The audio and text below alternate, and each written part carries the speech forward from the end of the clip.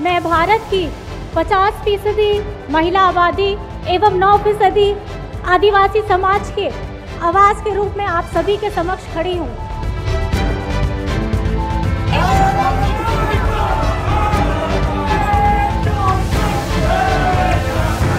राजनीतिक परिवारों में किसी समय में महिलाओं का इंट्रोडक्शन किसी मंत्री की बेटी या पत्नी के रूप में ही किया जाता था। महिलाओं को राजनीति की कम समझ का हवाला देकर इसे मर्दों के करने का काम बताया जाता था। उन्हें राजनीति से दूर रखा जाता था या फिर उनका इस्तेमाल किसी क्राइसिस में होता था। और इस पूरी कहानी का सबसे बड़ा उदाहरण रहा राबड़ी देवी का मुख्यमंत्री बनना। खैर, आज एबीपी लाइव के खास शो व्यक्तित्व में बात उस महिला की होगी जो आसानी से सीएम पति की कुर्सी पर बैठ सकती थी, लेकिन इसके लिए उस महिला ने आसान नहीं, संघर्ष का रास्ता चुना। वो महिला है झारखंड के पूर्व सीएम हेमंत सोरेन की धर्मपत्नी कल्पना सोरेन।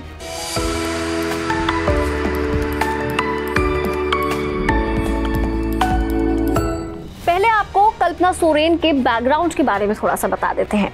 कल्पना सोरेन मूल रूप से ओडिशा की रहने वाली हैं, लेकिन उनका जन्म वर्ष 1976 में रांची में हुआ।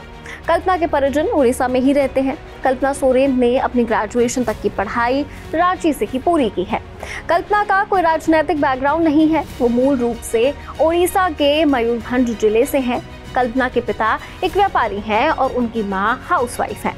कल्पना भी व्यापार और चैरिटी के काम में शामिल रहती हैं। जानकारी के मुताबिक कल्पना स्कूल भी चलाती हैं और ऑर्गेनिक फार्मिंग का काम करती हैं। कल्पना अक्सर राजनीतिक कार्यक्रमों से भी दूर नजर आती हैं। कभी कभार सामाजिक कार्यक्रमों में जरूर हिस्सा ले लेती हैं।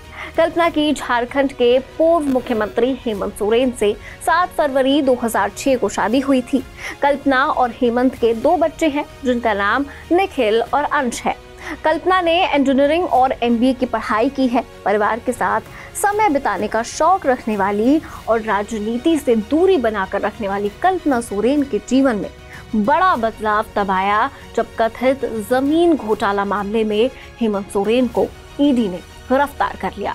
खबर सामने आई कि अब शायद हेमंत सोरेन की गद्दी कल्पना संभालेंगी। कल्पना की तुलना राबड़ी देवी से की जाने लगी। अटकलें शुरू हुई जो 1996 में लालू प्रसाद की गिरफ्तारी के बाद बिहार की मुख्यमंत्री बनी थी।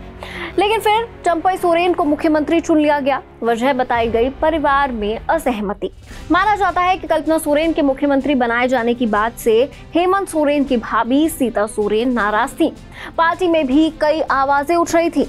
कल्पना विधायक भी नहीं थी। उनके सीएम बनने के लिए किसी को उनके लिए सीट खाली करनी होती, लेकिन कल्पना सोरेन ने इस पद के लिए अलग रास्ता चुना। अब कल्पना मुखर होकर जनता के बीच जाती हैं, अपनी बात रखती हैं। कल्पना इंडिया गठबंधन की शक्ति रैली में भी शामिल हुई। कल्पना अब एक जमीनी नेता के रूप में उभर रही हैं। पहचान सिर्फ उनके पति से नहीं, जनता के बीच वो खुद की अब एक पहचान बना रही हैं।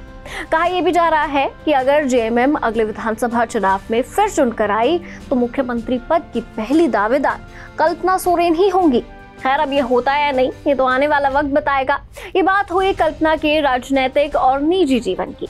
चलिए आपको बता देते हैं कि कल्पना सोरेन भी अच्छी खासी संपत्ति की मालकिन है। हेमंत सोरेन की ओर से वर्ष 2019 के चुनाव में निर्वाचन आयोग को दी गई जानकारी के अनुसार कल्पना सोरेन के पास 94 लाख कैश है, जबकि बैंक खाते में 2,55,000 रुपए है। एचएस फ्यूल में कल्पना सोरेन की ओर से 2 लाख रुपए निवेश किया गया है। वहीं डाकघर के खातों में 6,69,00,000 रुपए जमा है। इसके अलावा LIC और ICICI की 24 लाख की पॉलिसीज ली गई हैं। वहीं हेमंत सोरेन की कुल संपत्ति 8,51,74,000 रुपए की थी। उनके नाम पर एक मारुति सियाज कार भी है, जिसकी कीमत 5,50,000 रुपए बताई गई है। कल्पना सोरेन के बैंक अकाउंट और अन्य निवेश के अलावा 24,85,000 रुपए की कीमत की गोल्ड ज्वेलरी और 9 लाख रुपए से ज्यादा की चांदी है। इसके अलावा कल्पना सोरेन के नाम 3 कमर्शियल बिल्डिंग्स हैं, जिनकी कीमत लगभग 4.5 करोड़ रुपए बताई गई है। तो ये थी कल्पना सोरेन। व्यक्तित्व के अगले एपिसोड में आप किसके बारे में जानना चाहेंगे, कमेंट सेक्शन में जरूर बताएं। देखते रहे एबीपी लाइव।